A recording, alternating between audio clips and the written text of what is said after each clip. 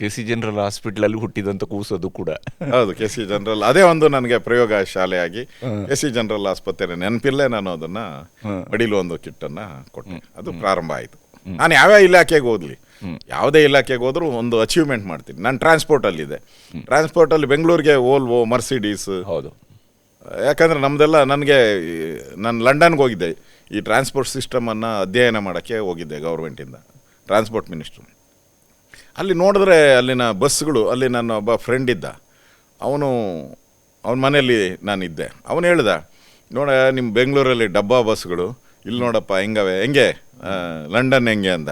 ನಾನೇನು ಮಾತಾಡಿಲ್ಲ. ಆಯಿತು ಬಾ ಬೆಂಗಳೂರಿಗೆ ನೀನು ಅಂತ ಹೇಳ್ಬಿಟ್ಟು ಅಲ್ಲೇ ಮನಸ್ಸು ಮಾಡಿದೆ, ಇಲ್ಲಿನ ಬಸ್ ಅಲ್ಲಿಗೆ ತರಬೇಕು ಅಂತ. ಯಾಕಂದರೆ ಅವತ್ತು BMTC KSRTC ಲಾಭದಲ್ಲಿ ಮಾಡಿದ್ದೆ ನಾನು. ಲಾಭದಲ್ಲಿತ್ತು. ನಾವು ಒಂದು ಸಾಲ ಅನ್ನೋ ಪ್ರಶ್ನೆ ಇರಲ್ಲ, ಲಾಭದಲ್ಲಿ ನಡೆಸ್ತಾ ಇದ್ದೆ ಅವಾಗ. ಸೊ ಹಣ ಬೇಕಾದಷ್ಟಿತ್ತು ನಮ್ದು. ಅವಾಗ ನಾನು ಪ್ರಾರಂಭ ಮಾಡಿದೆ ಬೆಂಗಳೂರು. ಲಕ್ಸುರಿ ಬಸ್ ಅಂದ್ರೆ ಪುಷ್ಪಕ್ ಮಾತ್ರ ಇತ್ತು. ಆದರೂ ಅವೆಲ್ಲ ಬಣ್ಣ ಹೊಡೆದು ಗ್ಲಾಸ್ ಹೊಡೆದು. AC ಬಸ್ ಅಂತೂ ಇರಲಿಲ್ಲ. ಸಿಟಿ ಒಳಗಡೆ AC ಅನ್ನೋ ಬಸ್ಸೇ ಇರಲಿಲ್ಲ. ಹೌದು. ನಾನು AC ಬಸ್ ಅಂತಂದು ಓಲ್ವೋ ಬಸ್ಸನ್ನು ₹1 ಓಡಿಸ್ದೆ. ಒಂದು ವಾರ ಎಲ್ಲಿಗೆ ಪ್ರಯಾಣ ಮಾಡಿ ₹1 ಅಂತ ಬಸ್ಗಳಲ್ಲಿ ಪ್ರಾರಂಭ. ಚೆನ್ನಾಗಿ ನೆನಪಿದೆ. ನೀವು ಅವಾಗ ಒಂದು ಮಾತು ಹೇಳ್ತಾ ಇದ್ರಿ, ಇದು ಬಹುಶಃ ನೀವು ಇಸ್ತಾಂಬುಲ್ಗೆ ಹೋಗಿ ಬಂದಿದ್ರಿ ಕಾಣುತ್ತೆ, ಒಂದು ಟೂರ್ ಹೋಗಿ ಬಂದಿದ್ರಿ. ಅವಾಗ ನೀವು ಹೇಳ್ತೀರಿ ಒಂದು ಅಲ್ಲಿ ಸಪ್ರೇಟ್ ಬಸ್ ಲೈನ್ಗಳಿದ್ದಾವೆ, ಹಾಗೆ ತರಬೇಕು ಬೆಂಗಳೂರಿಗೆ ಅಂತ ಮಾಡಿದ್ರಿ. ಬಟ್ ಆ ಪ್ರಯತ್ನ ಯಶಸ್ವಿ ಆಗಲೇ ಇಲ್ಲ ಬೆಂಗಳೂರಿನಲ್ಲಿ.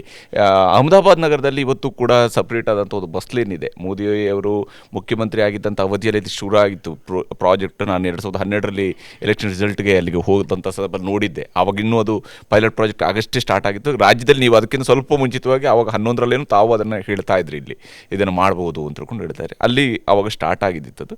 ಈಗ 2022ರಲ್ಲಿ ಅಲ್ಲಿ ಎಲೆಕ್ಷನ್ ಕವರೇಜ್ಗೆ ಹೋದಂಥ ಸಂದರ್ಭ ನೋಡ್ತೀನಿ, ಕಂಪ್ಲೀಟ್ ರನ್ ಆಗ್ತಾ ಇದೆ ಅಲ್ಲಿ ಅಹಮದಾಬಾದಲ್ಲಿ ರನ್ ಆಗ್ತಾ ಇದೆ.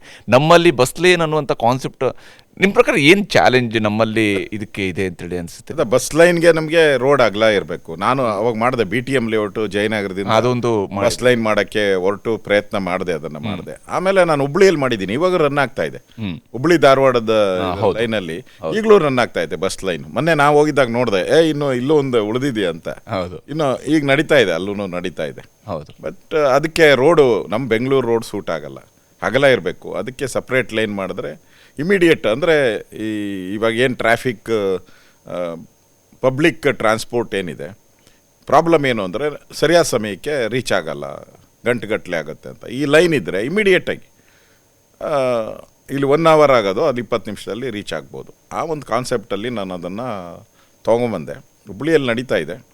ಬಟ್ ಬೇರೆ ಬೇರೆ ಜಿಲ್ಲೆಗಳಲ್ಲಿ ಮಾಡ್ಬೋದು. ಇದನ್ನು ಮಾಡಿದ್ರೆ ಒಳ್ಳೆಯದು. ಆವಾಗ ಜನ ಟ್ರಾನ್ಸ್ಪೋರ್ಟ್ಗೆ ಶಿಫ್ಟ್ ಆಗ್ತಾರೆ, ಪಬ್ಲಿಕ್ ಟ್ರಾನ್ಸ್ಪೋರ್ಟ್ಗೆ ಶಿಫ್ಟ್ ಆಗ್ತಾರೆ. ಇಲ್ಲಾಂದರೆ ಇದೇ ಕಾರು, ಮೋಟ್ರ್ ಬೈಕು ಯಾಕೆ ಜಾಸ್ತಿ ಆಗಿದೆ ಅಂತ ಹೇಳಿದ್ರೆ, ಪಬ್ಲಿಕ್ ಟ್ರಾನ್ಸ್ಪೋರ್ಟು ದಿನನಿತ್ಯ ಬರ್ತಾ ಕಡಿಮೆ ಆಗ್ತಾ ಇದೆ ಪಬ್ಲಿಕ್ ಟ್ರಾನ್ಸ್ಪೋರ್ಟು.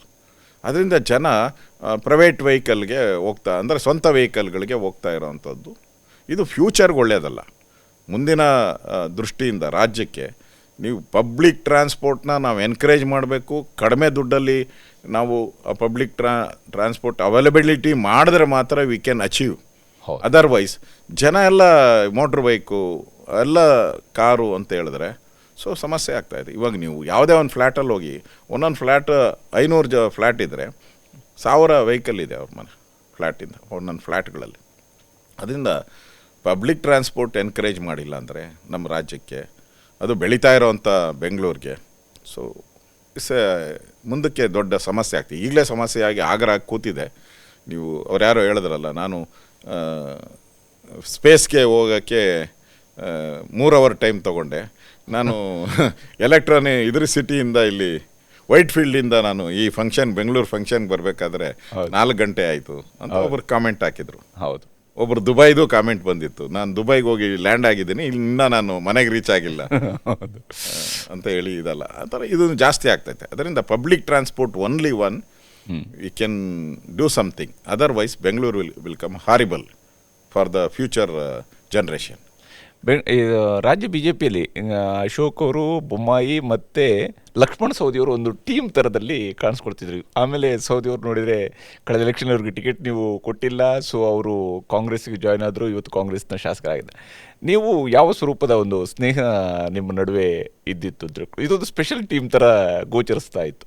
ಅದು ಸಿ ಸಿ ಪಾಟೀಲ್ ಇದ್ರು ಅದರಲ್ಲಿ. C C Patil C C Patil ಭಾಳ ಒಳ್ಳೆ, ನಾವು ಏನೇ ತೀರ್ಮಾನ ತೆಗೆದುಕೊಳ್ಬೇಕಾದ್ರೂ ಕೂಡ ಒಟ್ಟಿಗೆ ಕೂತ್ಕೊಂತ ಇದ್ರು, ಪೊಲಿಟಿಕಲ್ ಆಗಿ ಡಿಸಿಷನ್ಸ್ ತಗೊಂಡ್ರು. ಯಾಕಂದ್ರೆ ಅವರೆಲ್ಲ ಉತ್ತರ ಕರ್ನಾಟಕದವರು, ನಾವು ದಕ್ಷಿಣ ಕರ್ನಾಟಕ, ಇದೆಲ್ಲ ಮಿಕ್ಸ್ ಮಾಡಿ ಮಾಡಬೇಕು ಏನಾದರೂ ಸರ್ಕಾರದಲ್ಲಿ ಅನ್ನೋ ದೃಷ್ಟಿಯಿಂದ. ಇವಾಗೂ ನನಗೆ ಲಕ್ಷ್ಮಣ್ ಸವದಿ ಭಾಳ ಫ್ರೆಂಡೇ. ನನ್ನ ಬರ್ತಾರೆ ಅವರು, ನಾನು ಹೋಗ್ತೀನಿ, ಅವರು ಬರ್ತಾರೆ. ಇವತ್ತು ಒಳ್ಳೆ ಸಂಬಂಧ ಇದೆ ನನ್ನ ಜೊತೆ ಅವರು. ಸೊ ಒಂದು ಟೀಮ್ ಆಗಿ ಕೆಲಸ ಮಾಡೋ ದೃಷ್ಟಿಯಿಂದ ಈ ಥರ ಒಂದು ಕಾಂಬಿನೇಷನ್ಸ್ ಆದರೆ 5 ಜನ ಅಲ್ಲ, ಈ ಥರದ್ದು ಒಂದು 10 ಜನ, ಯಾವುದೇ ಪೊಲಿಟಿಕಲ್ ಪಾರ್ಟಿ, ನಾನು BJP ಅಂತ ಹೇಳ್ತಾ ಇಲ್ಲ, ಯಾವುದೇ ಪೊಲಿಟಿಕಲ್ ಪಾರ್ಟಿ ಥಿಂಕಿಂಗ್ ಟ್ಯಾಂಕ್ ಒಂದು ಇರಬೇಕು. ಒಬ್ಬರೇ ಡಿಸಿಷನ್ ತೊಗೊಳೋದು, ಒಬ್ಬರೇ ಮಾಡೋದು ಆದರೆ ವಿ ಕಾಂಟ್ ಅಚೀವ್ ಎನಿಥಿಂಗ್. ಒಂದು ಥಿಂಕಿಂಗ್ ಟ್ಯಾಂಕ್ ಅಂತ ಇದ್ದಾಗೆಲ್ಲ ನೋಡಿ, ಹಿಂದೆ ರಾಮಕೃಷ್ಣ ಹೆಗಡೆ ಅವರಿದ್ದರು, ಒಂದು ಥಿಂಕಿಂಗ್ ಟ್ಯಾಂಕ್ ಇತ್ತು ಅಲ್ಲಿ. ಹಿಂದೆ ನಮ್ಮ SM ಕೃಷ್ಣ ಅವರಿದ್ದರು, ಒಂದು ಥಿಂಕಿಂಗ್ ಟ್ಯಾಂಕ್ ಇತ್ತಲ್ಲಿ. ಅಂದರೆ ಒಂದು ಮೆಂಬರ್ಸ್ ಇದ್ದರು, ಏನೇ ಮಾಡಿದ್ರು ಸ್ಕ್ರೂಟ್ನಿ ಆಗ್ತಾಯಿತ್ತು. ಅವಾಗ ಮಾತ್ರ ನಾವು ಏನಾದರೂ ಅಚೀವ್ ಮಾಡಬೇಕು ಅನ್ನೋದಾಗ್ತದೆ. ಈಗ ಅದು ಪರಂಪರೆ ಹೊರಟೋಗಿದೆ ಬಿಡಿ. ಎಲ್ಲ one man decisions, one man ಇದು ಕಮರ್ಷಿಯಲೈಸ್ ಥರ ಆಗೋಟಿದೆ. ಮೊನ್ನೆ ಸಿದ್ದರಾಮಯ್ಯ ಹೇಳಿದ್ರಲ್ಲ, ರಾಜಕಾರಣ ಅನ್ನೋದು ದುಡ್ಡಿನ ಕಾರಣ ಆಗ್ಬಿಟ್ಟಿದೆ, ನಾನು ಅದಕ್ಕೋಸ್ಕರ ರಿಟೈರ್ಡ್ ಆಗ್ತೀನಿ. ಅಂದರೆ ಬಿಟ್ಟೋಗುವಾಗ ಎಲ್ಲರೂ ಕೂಡ ಕೆಟ್ಟದಾಗಿದೆ ಅಂತ ಹೇಳೋದು, ಅಧಿಕಾರ ಇರುವಾಗಲೆಲ್ಲರೂ ಕೂಡ ಒಳ್ಳೇದಿದೆ ಅಂತ ಹೇಳ್ತಿರ್ತಾರಲ್ಲ, ಅದೇನು ಅಂತ ಅದು ನಮ್ಗೆ ಅರ್ಥ ಆಗೋದಿಲ್ಲ, ಸಾಮಾನ್ಯ ಜನರಿಗೆ ಅರ್ಥ ಆಗೋದಿಲ್ಲ. ನೀವು ರಾಜಕಾರಣಿಗಳು ಯಾಕೆ ಹಿಂಗೆ ಹೇಳ್ತೀರಿ ಅಂತ. ಅವು ಇದ್ದಾಗ ಸರಿ ಇತ್ತಾ ಅಂತ ಅವರು ಒಂದ್ಸರಿ ಆತ್ಮ ಅವಲೋಕನ ಮಾಡ್ಕೋಬೇಕು. ಅವ್ರು ಇದ್ದಾಗೆಲ್ಲ ಕರಪ್ಷನ್ ಕಡಿಮೆ ಇತ್ತಾ, ರಾಜಕಾರಣ ಎಷ್ಟು ದುಡ್ಡು ಇವಾಗ ದುಡ್ಡು ಅನ್ನೋದೇನು ಇವತ್ತೇನು ಬಂದಿಲ್ಲ, ಅವಾಗೆ 15-20 ವರ್ಷದ ಮೇಲಾಗಿದೆ. ನಾನು ಫಸ್ಟ್ ಟೈಮ್ ಎಲೆಕ್ಷನ್ ನಡೆದಾಗ ಜನ ನನಗೆ ಹಣ ಕೊಡ್ತಾ ಇದ್ರು. ಜನ ನಮಗೂ ಅನುಭವ ಇದೆ. ನನಗೆ ಫಸ್ಟ್ ಟೈಮ್ ಆದಾಗ ಇವತ್ತು ಮಿನಿಸ್ಟ್ರುಗಳಿಗೂ ಬೆಲೆ ಇಲ್ಲ, ಅವತ್ತು MLAಗಳಿಗೆ ಎಷ್ಟು ಬೆಲೆ ಇತ್ತು. ದೇವ್ರ ಥರ ಪೂಜೆ ಮಾಡ್ತಾ ಇದ್ರು. ಹಳ್ಳಿಗೆ ಹೋದಾಗ ಯಾವುದೇ ಹಳ್ಳಿಗೆ ಹೋದರೂ ಶೃಂಗಾರ ಮಾಡ್ತಾ ಇದ್ರು, ಬಾಳೆಗಂತ ಕಟ್ತಾ ಇದ್ರು, ಮಾವಿನ ತೊಪ್ಪು ಸರ ಕಟ್ತಾ ಇದ್ರು. ನಾವೇನು ಹೇಳ್ತಾ ಇರಲ್ಲ, ನಾವು ಹೋಗ್ತೀರಿ ಅಂದರೆ. ನಾನು ಇವತ್ತು ನಿಜಕ್ಕೂ ನನಗೆ ಹೆಮ್ಮೆ ಇದೆ. ಅವತ್ತು ನಾವು ಉತ್ತರಳ್ಳಿ MLA ಇದ್ದಾಗ, ಇವತ್ತು ನಾವು ಎಲ್ಲಿ ಹೇಳಿದ್ರೆ ಅಲ್ಲಿ ಬೋರ್ವೆಲ್ ಹಾಕ್ಕೊಟ್ಟಿದ್ದೀನಿ ನಾನು. ನಮ್ಮ ಪದ್ಮ ಎಲ್ಲನ ಕೇಳಿ ಬೋರ್ವೆಲ್ ಹಾಕ್ಸ್ಕೊಡ್ತೀನಿ, ಏನು ಸಮಸ್ಯೆ ಇಲ್ಲ. ಥ್ಯಾಂಕ್ಸ್ ಇಲ್ಲ ಈಗ. ಅವಾಗ ನನಗೆ ಜ್ಞಾಪಕ ಇದೆ, ನಾನು ಒಂದು ಏರಿಯಾಗೆ ಬೋರ್ವೆಲ್ ಕೇಳಿದ್ರು, ಎಲ್ಲ ಮಹಿಳೆಯರು ಬಂದ್ಬಿಟ್ಟು, ನಾನು ಆಯಿತು ಇಮಿಡಿಯೇಟಾಗಿ ಹೇಳಿದೆ. ಒಂದು 10 ದಿನದಲ್ಲಿ ಬೋರ್ವೆಲ್ ಹಾಕಿ ಕರೆಂಟ್ ಎಲ್ಲ ಸರಿ. ಅವರೆಲ್ಲ ನನಗೆ ಬೆಳ್ಳಿ ಕಪ್ಪು, ಬೆಳ್ಳಿದು ಲೋಟ, 2 ಬೆಳ್ಳಿ ಲೋಟ ತಂದು ನನಗೆ ಗಿಫ್ಟ್ ಕೊಟ್ಟರು. ನಾನು ಕೇಳಿದೆ ಯಾಕೆ ಅಂತ. ಸರ್ 15 ದಿನದಲ್ಲಿ ನಮ್ಮ ಏರಿಯಾಗೆ ನೀರು ಕೊಟ್ರಿ, ನೀವು ಪುಣ್ಯಾತ್ಮರು ಅಂತ. ಯಾರು ಹೇಳ್ತಾರೆ ಇವಾಗ. ಅಂದರೆ ನಾವು ಜನನ ಟೀಕೆನೇ ಮಾಡ್ತೀರಿ, ಜನ ಸರಿ ಇಲ್ಲ ಅಂತ. ಈ ಥರದ ಜನರು ಇದ್ದಾರಲ್ಲ, ಈ ಥರದ ಜನ ಇರೋದ್ರಿಂದನೇ ಇವತ್ತು ಸಮಾಜ ಉಳಿದಿದೆ ಅಂತ. ಅಂದರೆ ನೀವೇನಾದರೂ ಒಳ್ಳೆ ಕೆಲಸ ಮಾಡಿದ್ರೆ ಜನ ಅದನ್ನು ಅಕ್ಸೆಪ್ಟ್ ಮಾಡ್ತಾರೆ. ನೀವು ಕೆಟ್ಟ ಕೆಲಸ ಮಾಡಿದಾಗೂ ಬೈಯೋರು ಇದ್ದಾರೆ, ಒಳ್ಳೆ ಕೆಲಸ ಮಾಡಿದ್ರು ನಿಮ್ಮನ್ನು ಅಪ್ರಿಷಿಯೇಟ್ ಮಾಡಿದ್ದಾರೆ ಅನ್ನೋದನ್ನು ಸಿದ್ದರಾಮಯ್ಯನವರು ಅರ್ಥ ಮಾಡ್ಕೊಬೇಕು. ಬರೀ ಅವ್ರು ಹೇಳೋ ಪ್ರಕಾರ ಎಲ್ಲ ಹಣ ತಗೊತಾರೆ ಅಂತ ಹಂಗೇನಿಲ್ಲ. ಹಂಗೆಲ್ಲ ಇದ್ದರೆ ಪೂರ್ತಿ ಮುಳುಗೋಗ್ತೈತೆ, ಪ್ರಪಂಚನೇ ಮುಳುಗೋಗ್ತೈತೆ, ದೇಶನೇ ಮುಳುಗೋಗ್ತೈತೆ. ಒಳ್ಳೆಯವರು ಇದ್ದಾರೆ, ಕೆಟ್ಟವರು ಇದ್ದಾರೆ.